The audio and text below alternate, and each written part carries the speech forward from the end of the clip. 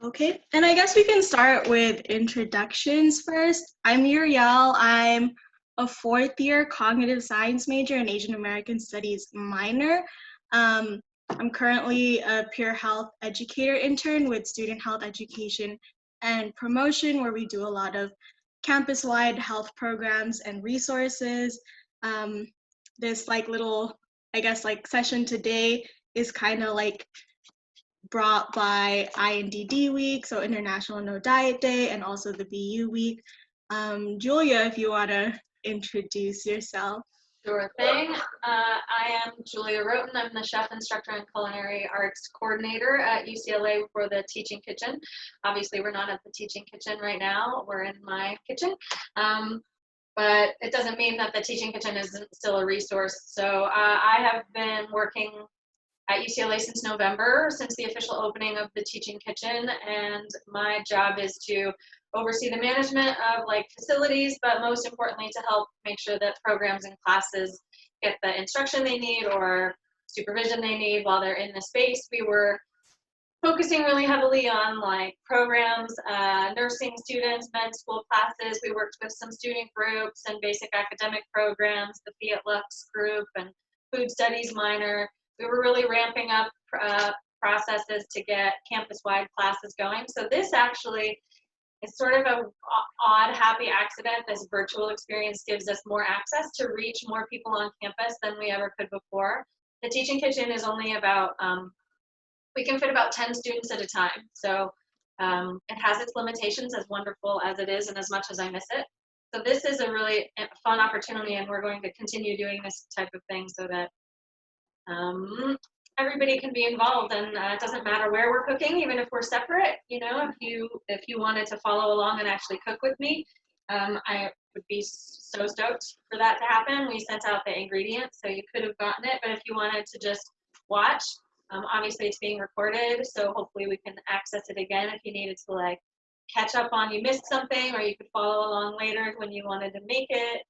I'm always a resource, though. You can find me at UCLA Teaching Kitchen on Instagram, and my email is on our website. You can find all of that on our Instagram page. So really, while we're all stuck at home and while we're all trying to learn how to cook some more, I'm here. I'm here for you guys. I'm here for everybody. And there's nutritionists and there's people who are a part of our team that we're here to help. So reach out anytime you need. And so we're really excited about this quick breakfast workshop. Breakfast is theorized to be the most important meal of the day. I think that depends entirely on your metabolism and your body and your way of life, but it is incredibly important to feed yourself the right types of foods when you get going, no matter what time of day that is.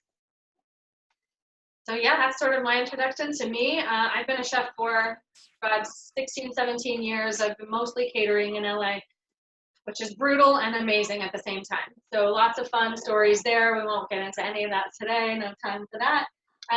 If you don't mind, I do have a little waiver that I want to read just to, if anyone were to participate, we need to get this little disclaimer out of the way. It just sort of covers recreation department and UCLA. So there is a full disclaimer that you can find on our website. But if you continue, you acknowledge that your participation is voluntary and at your own risk. You also agree to release and hold harmless the University of California from any and all losses, liabilities, injuries, or damages resulting from any and all claims. This content is intended for informational purposes only and should not be considered medical or healthcare advice. You should understand that if you're participating in this type of workshop, especially if you're cooking along with me, there's a possibility of injury. If you should experience any type of injury or any medical emergency whatsoever, call your healthcare provider or 911 right away. Thank you very much. That is out of the way. And yeah, that was the general introduction to me and what I do at the Teaching Kitchen. And we're going to be doing 3 awesome recipes today. They're all really quick, they're all really easy, and they're all really good ideas for sort of meal prep. All of these are things that you can do a bunch of prep on one day and then have stuff to eat throughout the week. So when we get back to our normal, busier lives with lots of go, these are really great options to have in your arsenal for cooking. So that's why I wanted to make sure that you guys got to learn these today. Is there anything else, or should I just roll right into it? I think we're good to just roll right into it. Yeah. Perfect. All right. If you are following along, I'm going to go through this really step by step so you can actually do it, or if you wanted to write it down.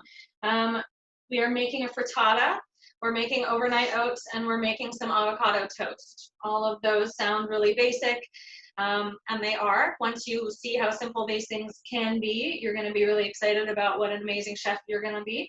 The frittata is the one that's going to cook in the oven, so we want to get that going first so that we can get it all ready, get it in the oven, and while that's cooking, we'll have time to do our other two little quick recipes.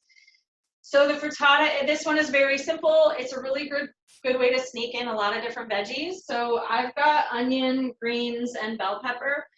You can throw in mushroom. You could throw in some broccoli if you kind of steam it a little first. You can throw in almost anything. Zucchini would be great. Tomatoes would be amazing. This is a really good sort of catch-all when you want to put a lot of good nutrition into your food, or maybe sneak in some veggies that you don't like that much, because this is a great way to kind of hide that. So we're going to be working with, I've got everything here. I'm going to be doing a bell pepper, some onion. I've got 6 eggs, a little bit of goat cheese, 2 cloves of garlic, and what you're going to want is about 2 cups of that baby spinach. I'm using some amazing spicy mixed greens that were grown and harvested from the HCI Center Gardens at campus up at UCLA Recreation Center. The gardens are still growing. It's not like they stopped just because campus got shut down. So they have people going every week or so to harvest all of the things that are going crazy. And I was offered a wonderful donation of these lovely greens. So we're going to use them in our stuff today. If you have spinach or other greens, that's fine. Just make sure they're not like a really hardy green like kale or chard. That takes too long to cook down. So there's, I like to just put everything all together so that when I need it, it's right in one situation. I've got all my different things separated out for the different recipes that we're making today. So the first thing, preheat the oven to 400 degrees. If your oven is a little wonky, you might want to check the temperatures. Mine is like 25 degrees off, so 425 for me is 400. But we're going to 400 degrees Fahrenheit. That is the temperature that you're looking for in your oven. It's a pretty high bake because we want the eggs to cook all the way through to the middle by the same time that the outside gets some good color to it. So my oven is going to preheat. Meanwhile, we're going to get all of our ingredients together, and by that time the oven will be hot and it's going to go in and everything's going to be just right. I'm going to use this bowl that I got to get all of my stuff going. We're going to mix our eggs and milk. The recipe can be literally any milk. You want to use almond milk, soy milk, oat milk, regular milk, just as long as it's not sweetened. So make sure you're checking the ingredient label and it doesn't have sugar in it, or on that nutrition label it says added sugar. Just make sure it says 0. You don't want to have a sweetened milk for this. This is a savory dish. If you were making like a sweet quiche, I guess that would be fine to use sweetened milk. That's not what we're doing. So we want 6 eggs and a 1/4 cup of any unsweetened milk. And that's all just going to be mixed together in a bowl. You want to whisk it. If you don't have a whisk, you can use a fork. Works just fine. Little trick, when you're cracking eggs, try not to crack it right on the sharp edge of a bowl. I know that's sort of instinct because it seems like it would be a great place to break something, but you're going to probably get little teeny tiny shards of eggshell into your bowl that way because you're cracking it right on your bowl. So if you crack it on like the edge of your counter or the end of your cutting board or even like a slightly flatter surface, you'll get a cleaner break right in the middle, and then you'll still be able to split your egg nicely. So I just crack it right on the cutting board. I get that little divot, and that's it. So 6 eggs and a 1/4 cup of milk all into one bowl. Do that quickly. If you, I don't know, some people have health issues and they don't like to use as many egg yolks. You could split it up and just use the yolks from maybe 3 of them and then the whites from the rest. But as far as my information goes, egg yolks are found to be part of the like better cholesterol family.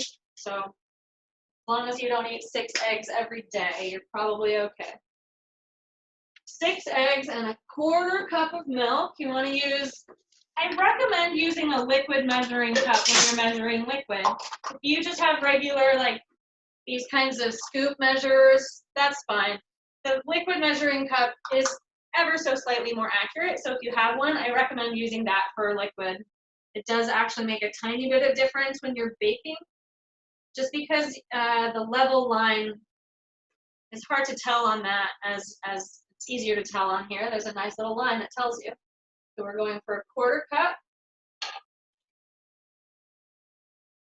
And I'm going to whisk this really, really, really, really well. We're not adding anything in here other than these two things and the veggies. So the fluffier you want your frittata, the more you want to whisk it.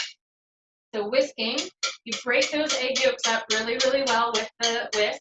It kind of gets out some frustration. Fun. And then you want to go from down to up. You're bringing the bottom up over the top in a very like fluid circular motion. Your wrist is going like that, like you're jumping rope, but reverse side, which would be very awkward. But that's how you whisk. The more volume you give it, the more air that you beat into these eggs and milk, then the fluffier your frittata is going to be. It's the same concept if you're making an omelet or scrambled eggs. You want a really good fluffy product, then you want to incorporate more and more air into your ingredients.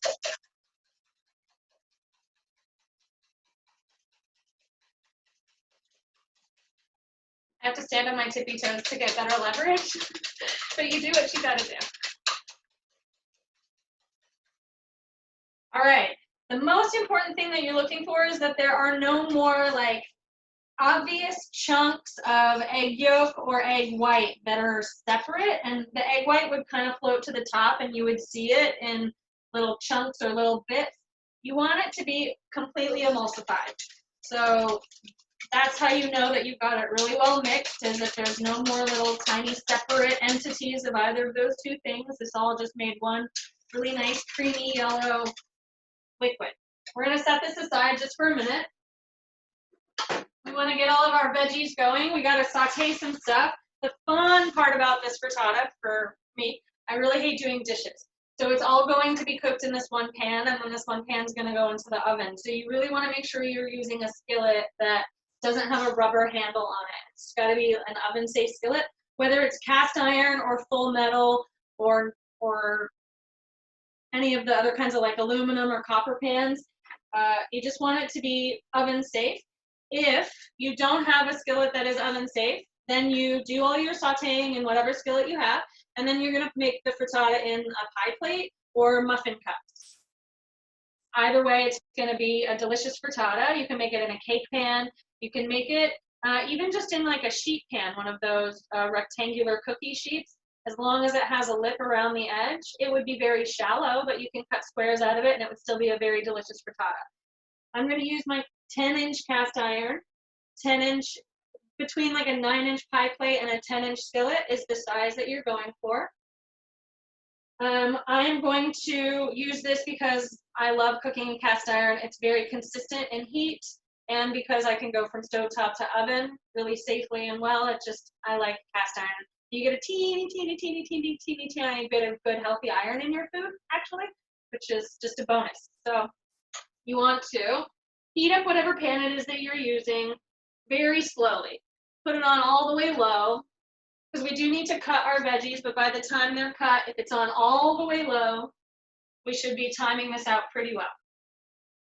I'm only one person. I'm not going to use an entire onion. The recipe calls for half an onion. You can definitely vary that. If you don't like onion that much, then maybe just use 1/4 of an onion. If you really like onion and you've got like a thing, have a whole onion. It's not bad. It's not going to ruin the frittata. It's a very personal thing. So you cut that onion in half. I'm going to use only half. And you want to always cut it in half from the root through to the stem end, not the fat way through. You cut through that root end, and you leave that root end attached. This is the key thing to remember when cutting an onion. If you leave that root end attached, the bit that actually has the roots on it, the little hairs that grow into the ground, if you leave that end attached, it will hold the rest of the onion together while you cut it, making it much, much easier. this hand, my guiding hand, is always going to be in my claw, so that my first knuckle is tucked underneath and safe when I cut. My knife, I try to keep the tip of the knife on the cutting board whenever I can so that I'm rocking it, not chopping it. That's very bad for your fingers and bad for your knives. So I'm just going to cut off the other end of the onion, just a teeny tiny layer of that so that I can start to peel it, so I can peel that outer layer off. You want to make sure that you get all the way down to whatever layer is the first layer of good, usable, not papery, slimy, filmy onion. Once you've gotten down to that layer, sometimes it's just one or sometimes it's 2 layers. Then you have this good, clean half an onion ready to cut, but it's still holding together really nicely because we never detached the root. So I am going to cut into it horizontally. This is one of the few times you don't put your hand into a claw. You want to leave your fingers nice and wide so you can see where they are and you don't cut them. And then I'm going to cut horizontally into that flat side of the onion that I made, not cutting all the way through. I'm leaving that root intact the entire time. I'm going to leave about a centimeter to a half an inch space between the root and my cut. I'm just going to slide this in until I get to almost back, and then I'm going to stop so that it is still attached. I've just got this kind of like Pac-Man mouth. Hello. And then we're going to look at the onion. All onions, thank you onions, they give us a guide. They have these little lines on them. That's where you're going to cut them. So you're going to put your knife in, tip first, not cutting through that root. You're going to leave a little bit of space. You're going to cut just close to it and then down. And you're going to follow those lines in the onion that are naturally created and just cut around, following those grooves. Sometimes that detached a little. It's okay. The side, leaving that root as intact as you can, all the way down. So then we've got our slices this way. All we're going to do now is chop across those in short little cuts. And that's how we get our nice small diced onion. And this is how you dice onion for anything. You want to make guacamole or salsa or sauces, you want to saute them, anything that you're going to be using chopped onions or diced onions for, this is how you do it. Now all that you're left with is that little bit of root end. You can kind of chop off what's left and that goes into the compost. That's done. You've got a lot of good onion here. We're going to chop our bell pepper. Again, I don't need the whole bell pepper, I only need half. So just like the onion, you can cut directly through the stem or kind of right to the side of it, as if you're just cutting right in half. I'm going to set the half aside I don't need. And then using my knife very carefully, I just cut right around that stem, pull it out with my hands, and that's it. You do kind of want to tear off some of that white membrane from the inside, only just because it gets a little bitter when you cook it. If you don't, that's okay. But it's just a little tip. Makes your food a little bit nicer. And then we've got this kind of awkward shell of an object to cut. Make it easy for yourself. Cut it in half. Get it into a position that's easy to slice. Hold it actually between your forefingers and thumb on one side, and then on the opposite side, gently rock your knife down and slice it into little slices. When you get close to your fingers, you're going to very gently hold it with your thumb and then move your hand out of the way. It's just a really delicate, you want to be paying very close attention to what you're doing. Knowing where your fingers are, knowing where that knife is. If your phone rings, if like there's a kid in the room or something going on, just stop cutting. Don't continue doing this while you're not looking at your fingers. That's when bad things happen, even if you're very good with a knife. Once we've got our little julienne strips of bell pepper, like you can use for dip or anything, then we're going to dice these down for a frittata. So I'm just chopping across those strips that I made to make nice little rough chopped dices. You're going to find dicing is the most common cut that you will be asked to do in your future career as a cook. As you cook more and more, recipes they're often asking you to dice things. So that's how you do it. You get anything into little strips and then just cut it across and you've got a nice clean dice. I'm going to smash some garlic. It calls for 2 cloves of garlic, which is a lot, but that's great because I love garlic. If you want a little less, go with 1. It's very good for you, and you can always just chew some gum after if it's a problem. To get that paper off, the easiest way, take the flat end of your knife safely with the heel of your hand, smash the clove of garlic. The paper comes right off like a little jacket.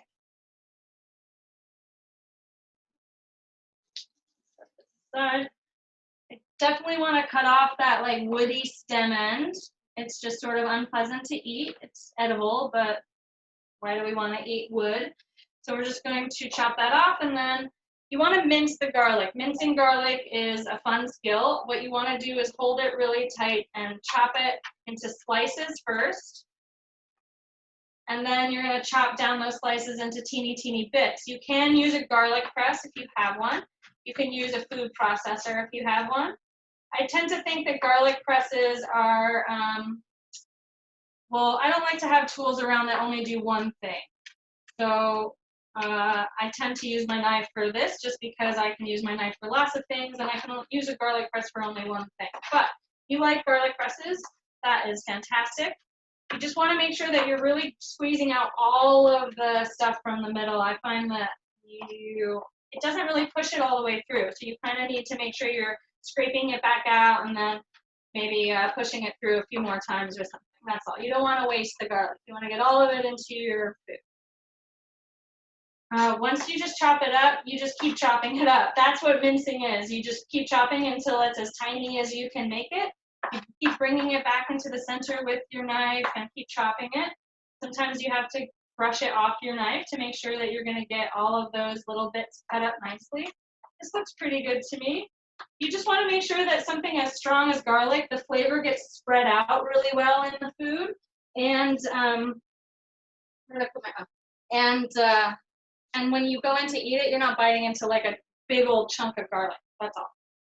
So we are going to, now this is definitely warm enough. It's been on a very low heat, but we want to get your saute pan hot before you start cooking. If you start putting your food into a cold pan, you have ruined your food before you even started.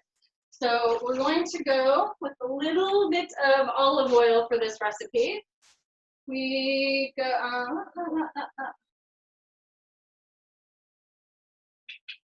yeah, it's just a tablespoon of olive oil. I use extra virgin. Olive oil has a pretty good smoke point, although if you were going to be roasting something with this as the main source of fat, then you would probably want to mix it with canola or vegetable oil or something with a higher smoke point. Olive oil does eventually start to taste a little bitter when it gets a little too hot. It spends too much time at a very high temperature, it can start to burn. So mixing it with a little bit of a lighter oil will help expand that heat point, and it will actually save you money because olive oil is very expensive and vegetable oil and canola oil are not. And so mixing them can help stretch your money a lot. We are going to saute all of these things. Let me see. Onion, bell pepper, and the greens are going to go in at the very end because they barely need to cook. We just want to give a little bit of a wilt to them. I'm going to get this stuff in the saute pan. I'm going to turn my camera around here. Hopefully you guys can see as I cook. Space.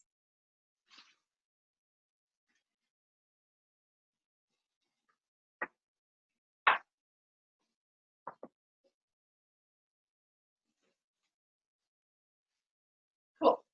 Okay, so I've got the onions, bell pepper, and garlic going in. I'm going to do a very small pinch of salt and a pinch of pepper. And when I say that, I actually mean a pinch.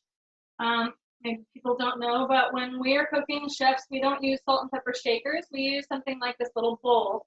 We call them wells. You keep your seasoning that you use a lot in a dish that you can actually just grab it with your fingers. So these kinds of little dishes, You want to just keep near your cooking area, your salt and pepper wells, because then you can actually grab your salt and pepper in a pinch, and then you get a feel for how much a pinch is, and you get a feel for how much you want in your food, because it's very specific to how you like stuff. I'm going to use a wooden spatula. I tend to use either silicone or wood. Metal on metal, it's not completely terrible, but I just try to avoid like scratching my pans, even the cast iron. It depends on what I'm cooking though, that's obviously the thing. So you want this to saute down pretty well so that the onions start to become translucent, the bell peppers are a little bit tender, because when they bake in the frittata, they're not going to cook so much so that they would still be a little bit like raw. You would get kind of a lot of water in your frittata, and you would get kind of that like raw onion flavor. That's not what we want. We want this to be a little bit caramelized, a little bit more of its like good cooked out natural flavor. Plus bell pepper is one of the things, red bell pepper, I believe especially. Again, don't take this as 100% fact, but Google it because I think it's a fun trivia fact. Red bell pepper along with carrots and mushrooms, and I want to say spinach, are better for you when you cook them. A lot of vegetables are really good for you raw, but there's certain vitamins and certain ingredients that when they're broken down a little bit, they actually are easier to digest or better for our bodies. So I believe that red bell pepper is one of those things. So cooking this up a little bit just so that it's even better for us. We're going to add the greens to this. We do want them to wilt down just a little bit before we pour in our egg mixture. So I've got about the same amount, about 2 cups of greens here. You would be using 2 cups of spinach or any other kind of green. If you like baby arugula, that would be really great because it's kind of peppery and spicy. It would add another flavor to your frittata. It's sort of really up to you. If you don't want to use greens at all, that's fine. For me, this is a great way to sneak them in because they are kind of bitter. I have a really sensitive palate to bitter food. I'm a super taster, which is like a weird flex because it's actually not that fun. I hate coffee, which is sad. So I'm going to make sure that these are really well incorporated. My veggies are kind of mixed together pretty well. Break up these greens a bit. Those are wilted nicely. I'm going to turn this flame off. My pan is off now. Everything is sauteed really well. I'm going to pour in the egg and milk mixture. Give it one quick last little mix just to make sure. And it's going to start cooking pretty well right away because this is already a hot pan. But we do want to make sure that it spreads out and that our veggies don't like all clump together in the middle or to one side of the pan, things like that. So when we pour this in, just kind of pour it all the way around, get it all the way in the edges. It's going to be really good.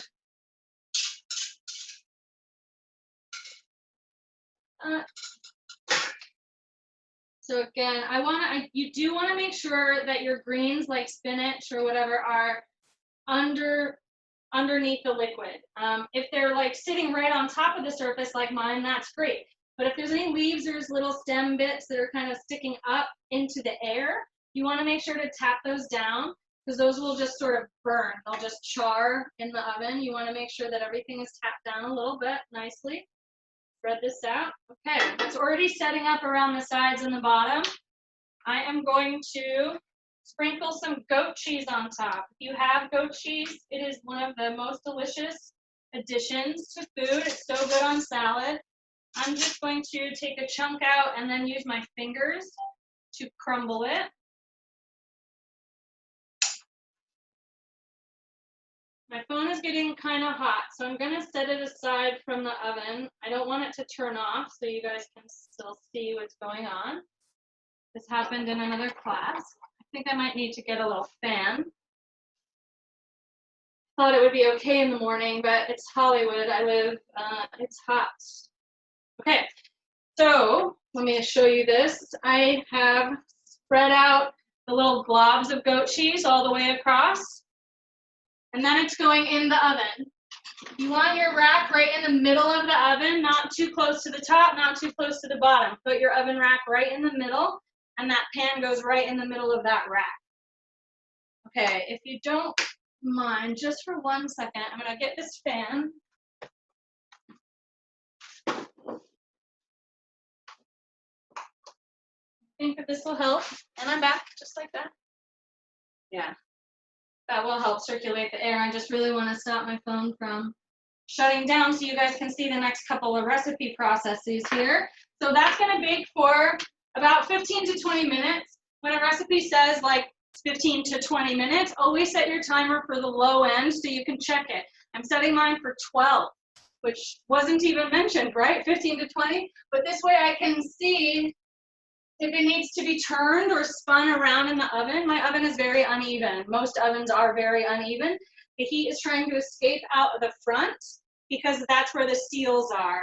It's also sometimes hotter closer to the bottom and the top because that's where those metal plates are. So just depending on your oven, I always need to give my food a 180-degree spin partway through the cooking process to make sure that one side isn't like completely done and the other's not ready yet. So I'm just gonna check mine in 12 minutes and then we're gonna probably give it a little spin and it'll finish for another like 5, I'm guessing. While that's happening, we're gonna make our overnight oats, and some avocado toast is gonna happen at the end so that can be what I just wanted to eat that for breakfast, the avocado toast. So if we have that at the end, it's the freshest, and you can sit down with that. Your overnight oats will be ready in 4 hours minimum, but let it sit overnight, and then you'll have breakfast tomorrow, which is fun. So our overnight oats recipe, I will shout out the ingredient measurements if you wanted to write them down as we make them. This is a classic like base recipe for overnight oats. The fun part about this is it goes with any add-ons. You want to add in chocolate and peanut butter, this base recipe goes great with that. You want to add in berries and jam like I am, amazing combinations. There's so many different things that you can add into this classic base, but this base itself is giving you a ton of the right kinds of nutrients in the morning to get you going and make you feel full for a long time, which is really important to me. Sometimes I eat something in the morning and then an hour later I'm hungry again. It's like, what was the point of that? Okay, this is the other thing I already told you. I hate doing extra dishes. I'm going to make this in the container that I'm going to put it in the fridge in. So I'm going to make it in my little Tupperware jar. It makes it easier to clean. Also, it's clear, which helps me. I can see if I've gotten everything really well mixed together. But any Tupperware that is going to fit the container amount, you probably only need about a pint's worth of space. But I like using something a little bit bigger so that I can kind of mix it all in there and have fun without making too much of a mess.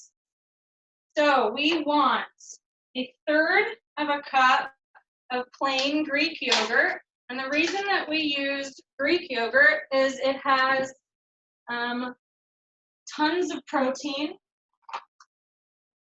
It's very low in like bad fats. It makes you feel really full. And it's just a good classic base without any like added extra sugars. So make sure that you're getting a plain, unsweetened, regular Greek yogurt. And you're just doing 1/3 of a cup right into my container.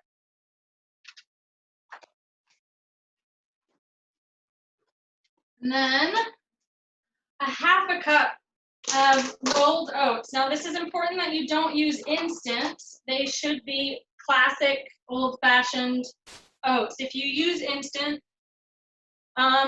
you probably will just use a little bit less liquid and they're going to be ready very quickly because they don't need to soak overnight. And so the longer they soak, the more mushy they'll get, those instant oats. But if you wanted to use that to make them and eat them like soon, then that's an option. But for the overnight soak, for the long soak oats, you use regular old-fashioned oats, not instant oats. So we're going to do 1/2 cup, except this is one of the few times, usually you want to really measure off your measuring cups, like level it off to get a perfectly even 1/2 cup. But we want a heaping 1/2 cup, and that's sort of a funny recipe term, heaping, It literally means you want your half cup to kind of have a pile on top. So it's just a little bit more. So that's what a heaping half cup would be. Right into the yogurt. So it's a 1/3 cup yogurt, 1/2 cup oats, 2/3 cup milk. Again, any milk. Oat milk, almond milk, soy milk. Just try to choose the unsweetened milk because you're going to be adding other sweetness to this dish. You don't need to overload it by adding sugar in your milk. So 2/3 cup milk right in over the oats. So we've got our 1/3 yogurt, 2/3 milk, 1/2 cup oats. Heaping. Don't forget that part. That little bit of extra oats makes a difference. Okay, sorry, just want to put these. Okay, we're going to stir this together a little bit, but we do have a couple more things to add. We want to add in chia seeds or hemp seeds. If you want to show you something that I think is pretty cool. The spices that they sell at the supermarket in the regular spice section are expensive, and they usually come in quantities that are like, I can't use that much dried thyme before it gets like kind of dried out or not flavorful or anything. There's always a section of spices and seasonings that come in these little bags, and they're usually sold in a different section of the store, like at the end of an aisle or in the sort of more international section. This brand is called El Guapo. There's also brands that are called, I think there's Julia spices, and then there's one that's like Espisas Mixtas. They're often in the Latino section, but they come in much smaller quantities. This bag of chia seeds cost me 99 cents. If you get a bag of chia seeds from one of the like bulk departments or the fancy place at Whole Foods, it's like $6.99. So look in the alternate spice sections. It's the exact same product for a lot less money. And then I don't have like a giant bucket of chia seeds that I'm not going to go through in time, you know? So think about that kind of thing. Chia is really, really good as a filler. It's got tons of nutritional value, but it's also, it's one of those things that if you add a little bit to your food, it goes a long way to making you feel even more full and more satisfied, and then you're not going to like snack all day long. So it's 1 tablespoon of chia seeds or flax seeds. Flax seeds, additionally, you can find sometimes in the little spice section. Sometimes they're at health food stores. I don't have flax today. If you have hemp, that's a good one too. You can just put seeds in your oats, okay? They're really good for you. Lots of different variety of seeds would be good.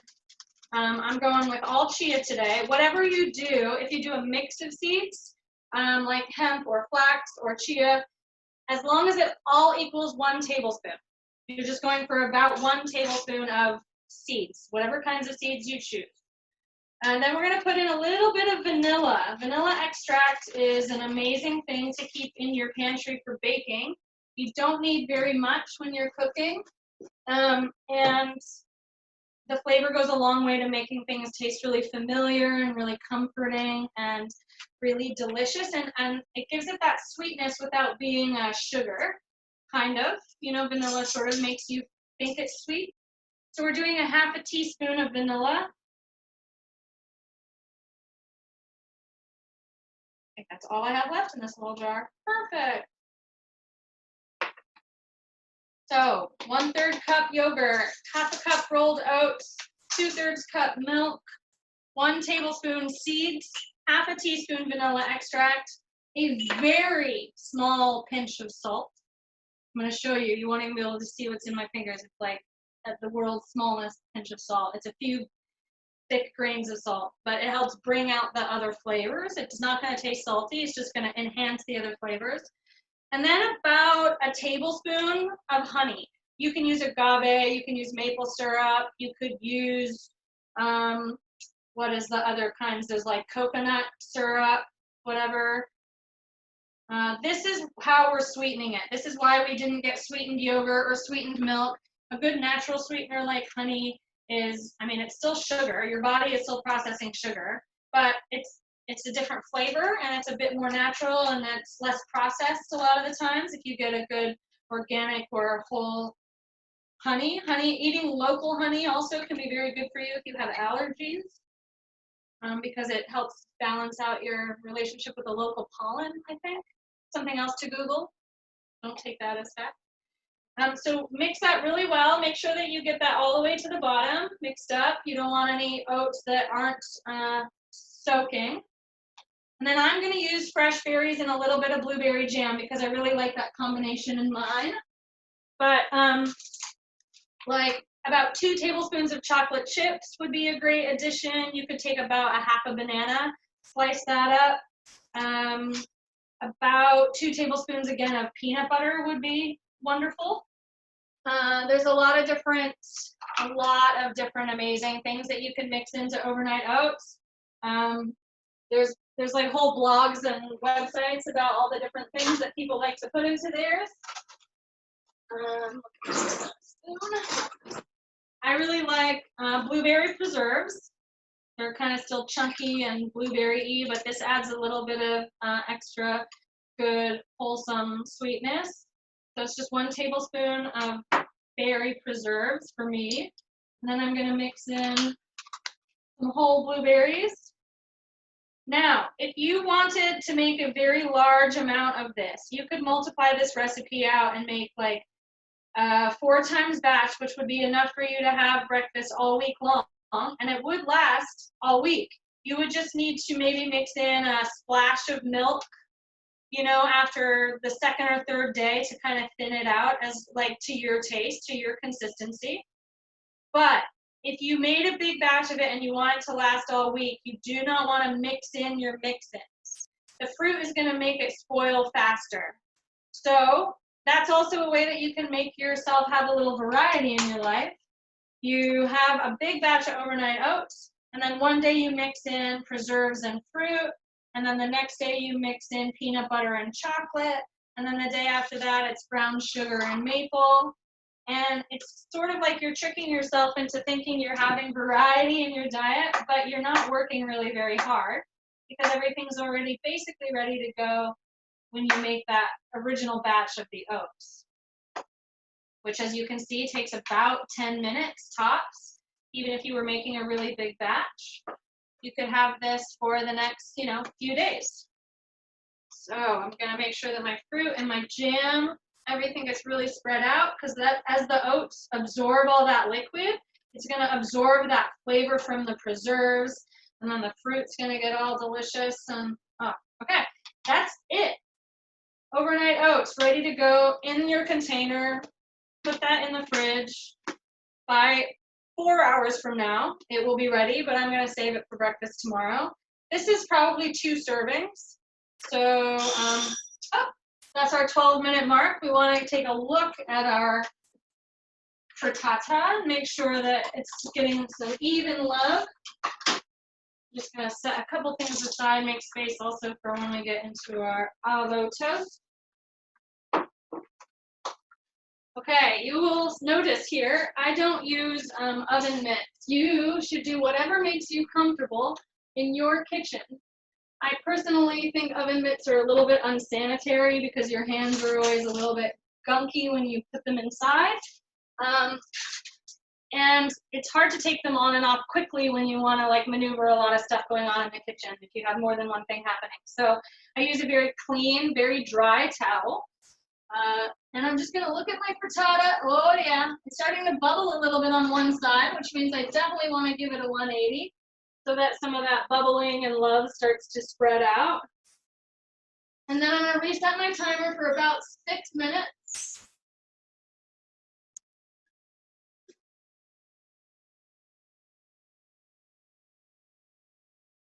And that'll be ready when that's ready. That's going to be very exciting. Overnight oats are done. Check, check. Avocado toast. This is my favorite. I'm so excited. This is obviously not just for breakfast. You can have this as a snack. You can have it for lunch. You can just have it whenever you want. Actually, the fun about having this for breakfast is it's kind of like having toast, which is a nice breakfast thing, but you pack on so much more nutritional value when you add on your fun toppings and especially avocado. So good for us. And when we start our day with those kinds of healthy fats, then we know we're going to use them for all of our good energy throughout the day.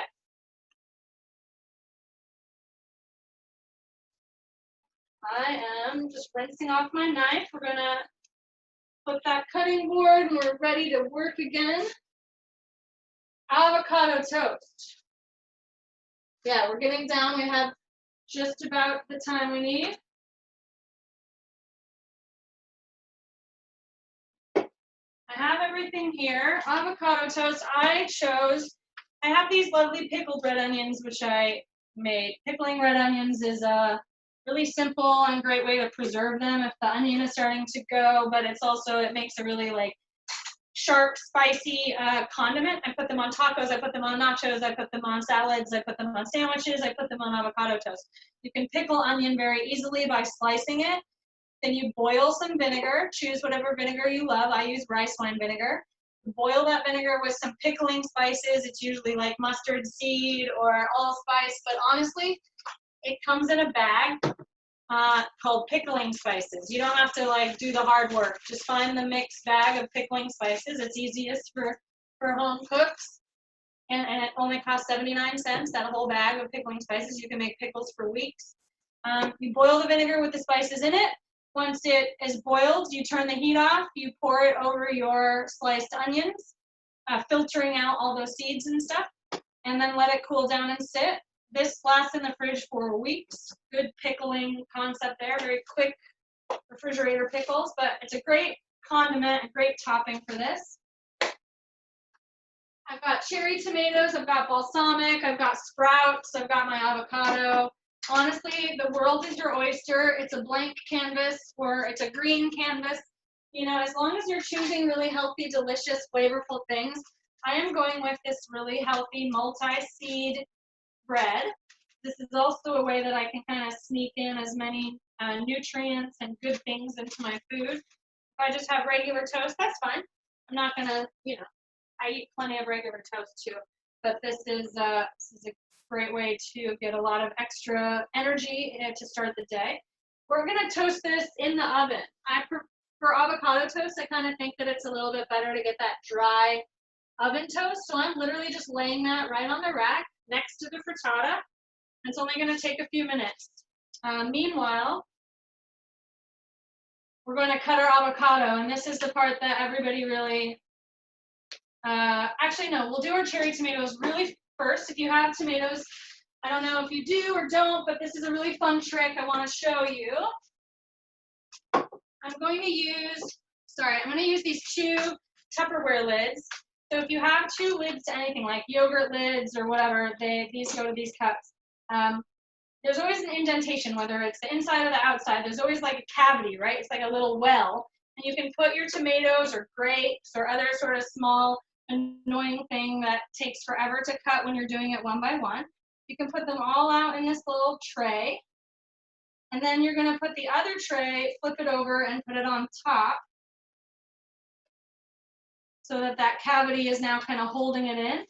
And then we're going to use a serrated knife, the bread knife, the kind with the teeth on it. And gently holding this, you're going to just slice horizontally through the cherry tomatoes.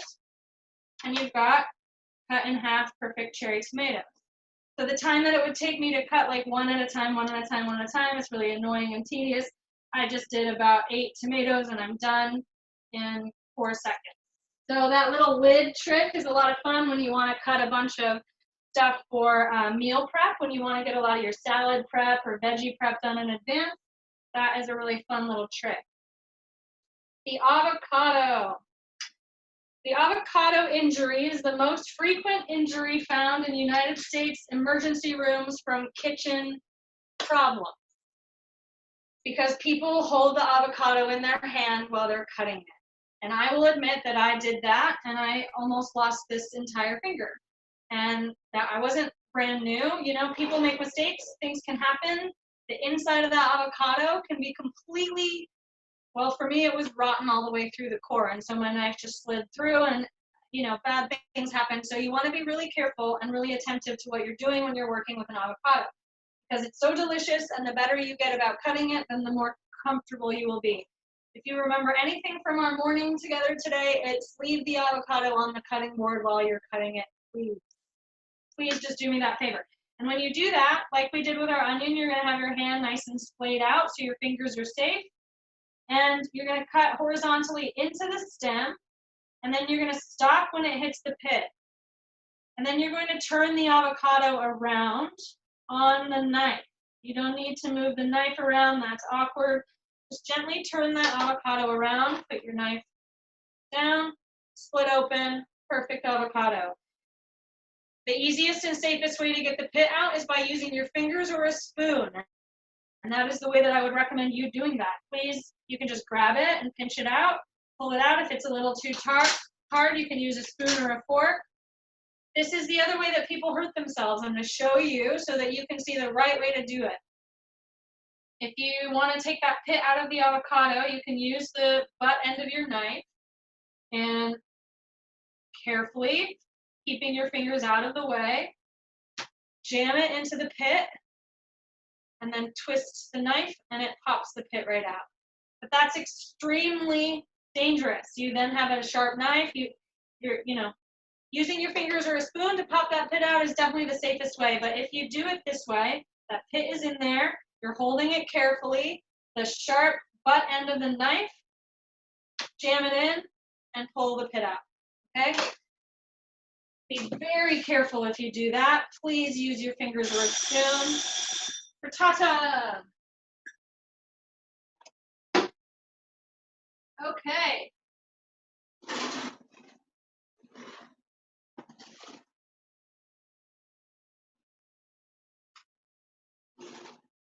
Frittata is done, and you can see because the edges, here I'll show you here a little bit better. The edges have gotten brown around the outside. We've got some volume and bubbles from our nice aerated egg, and you can tell just by gently tapping on it that it is firm to the touch. It springs back. It's not wet or loose. The egg is not jiggly or raw. So we have a done frittata. That's going to set to the side just to cool for a minute. Once it's cooled down for maybe 5 to 10 minutes, you slice into it and eat it. If you ate it right now, you would hurt yourself very badly. Check our toast. Oh, our toast is good too. Perfect. You can make your toast as like well done or crispy or brown as you like your toast. Mine, I like a little bit of chew still to it, but it's nice and dried out and crispy around the outside. So toast is also a very personal thing. My mom likes hers practically burnt, to each their own. So this is the end. We've got 6 minutes left here. Perfect timing. I'm going to cut into our avocado, and then I'm going to use a small bowl to mash it up in. I do want to get it a little bit mashed up before I put it on my toast. Some people use it in slices. I like to use the avocado as a spread. So I'm going to put a couple of cuts into the avocado, creating like a large dice or chunk. Just sort of helps make it easier to start smashing it when I scoop it out. I'm going to use my spoon and run all the way around the edges of that avocado, scooping it all the way out into my nice bowl. Oops, dropping some of it.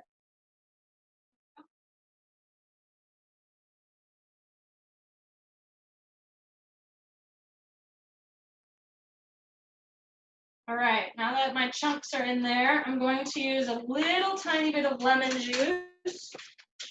The acid in the lemon juice will help the avocado from turning completely brown. It will also help flavor it, and it will also help add a little bit of liquid to help me mash it up. So it's a free process. I'm only doing that was about a tablespoon of lemon juice.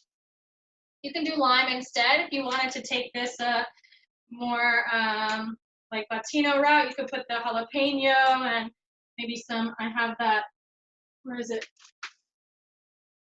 Hakim spices, So if you were going that route, you could definitely use lime instead of lemon.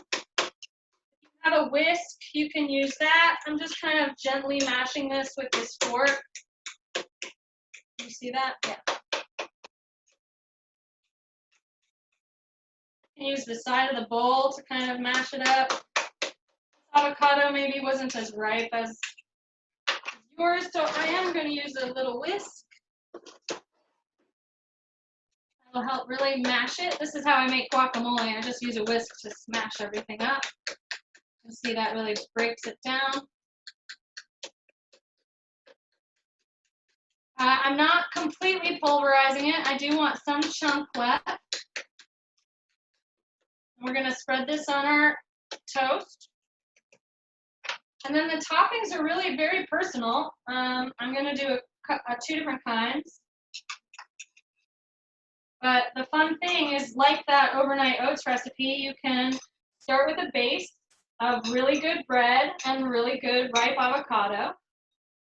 We're going to sprinkle this with some salt and pepper and a teeny tiny bit of that good extra virgin olive oil. And then after that, whatever you want to put onto it makes it better. It's really like what floats your boat, what makes you happy, what are you in the mood for today.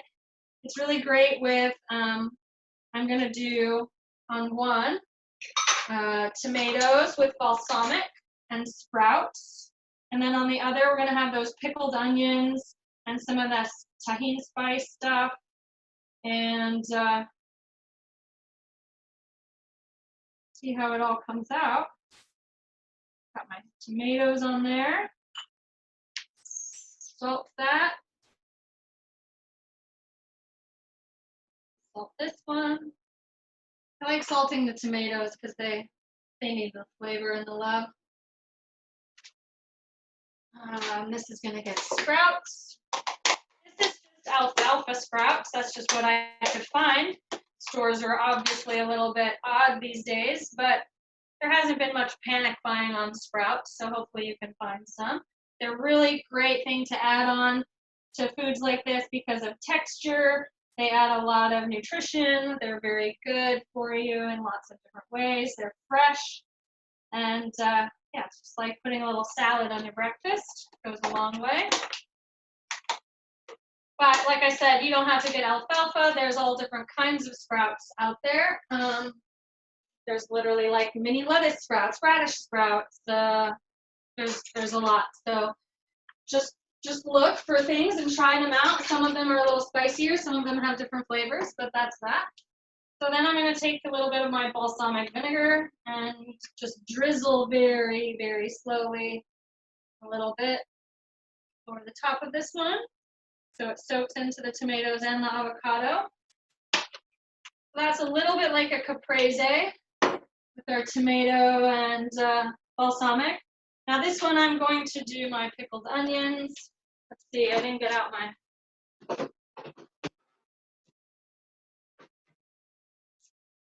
I've got a serrano pepper, which is very spicy and delicious. If you're cutting this, I recommend wearing gloves.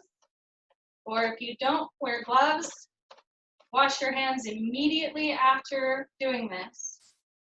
Because if you touch your face or you're anywhere on your body with this spicy stuff on your fingers, you will be very sorry. I'm going to put my onions.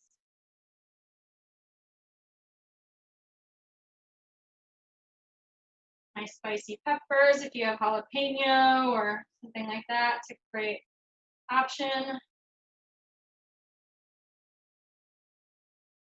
going to sprinkle this one with this lovely spice mix. I love this on mango and fruit, but it's also really good on savory food.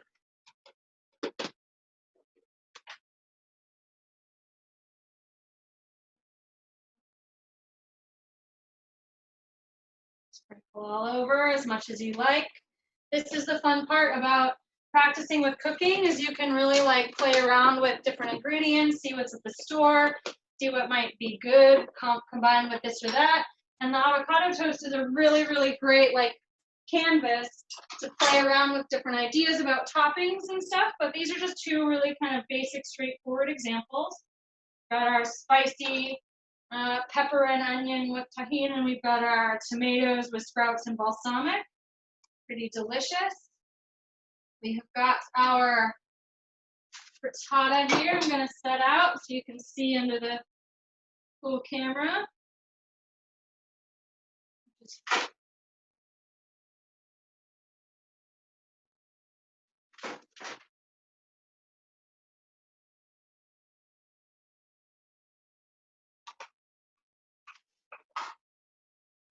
So this is definitely cool enough now. You would slice it into like wedges, like a pie, and serve that. You could serve that even with the avocado toast. It would be a really protein-packed, delicious, veggie-full breakfast. But the frittata will last in your fridge for the next 3 to 4 days. So, I mean, I would probably eat it in less time than that, but it will last. It will be good in your fridge for, yeah, probably up to 4 days. So you've got wedges that you can have for breakfast throughout the week. You've got quick items like if you prep a bunch of your veggies and stuff ready to go to build your avocado toast. And then obviously having like a big batch of overnight oats somewhere made ready to go. So all you have to do in the morning is mix in different add-ons like fruits and syrups. Then you have all of these different options to make really quick, really easy, really healthy breakfasts. And ta-da, bon appetit. Does anybody have any questions? Thank you. You're so welcome. Yeah, no, thank you so much. I love how they're like appetizing to the eye too, you know. This is something that I tell all of my classes and students, even if you're just making a bowl of cereal or if it's just a quick dinner, this concept of, well, it's just for me, should throw that out the window right now. You are the most important person that you can ever cook for. Making your food beautiful makes you feel better when you eat it. Even if it's something like you just threw it together to make a quick something after class, put it on your plate with just that extra 25 seconds of care and love, because giving yourself that kind of care and love is so important. It's so important to self-care. And cooking for yourself is one of the quickest and best ways that you can self-care, because now like all of this delicious, good, healthy food is going to go right into my belly and I'm going to feel really good about myself. So don't ever say like, oh, I didn't care, like I didn't worry about what it looked like, it's just for me. You're more important than that. Yeah, no, definitely going on my Instagram as well. Fantastic. Oh yeah, I'm definitely gonna take shots of all this and share it on the Teaching Kitchen page, so you can see even more close up of what it might all look like. But hopefully you all made yours and it turns out delicious and wonderful. Some of the key takeaways, like taste everything as you make it. Experiment with flavors. If you make a recipe and you're like, that was okay, I'm going to try this next time by adding in this or that. And try to think about things that can work, like different ingredients that work for multiple items, because then you can do really efficient, good shopping and use like the cherry tomatoes and the goat cheese would be delicious in the frittata, delicious on the toast. Like think about ingredients that cross over in your food. And then you've got I have breakfast for the whole week here. So I'm really stoked that you guys joined us this morning. This was really fun, and I hope that you're inspired to keep making yourself tasty, healthy breakfast food. Yeah, no, thank you so much, Julia, for doing this. I'm so excited to eat. My pleasure. Yeah, anytime, any student groups, you guys just let us know. That's what we're here for, okay? And if you just have any personal questions about food or stuff, we have our Ask a Chef section on Instagram on Fridays. So you can check me out at 3:30 if you have any random questions. But yeah, we're here for you, everybody.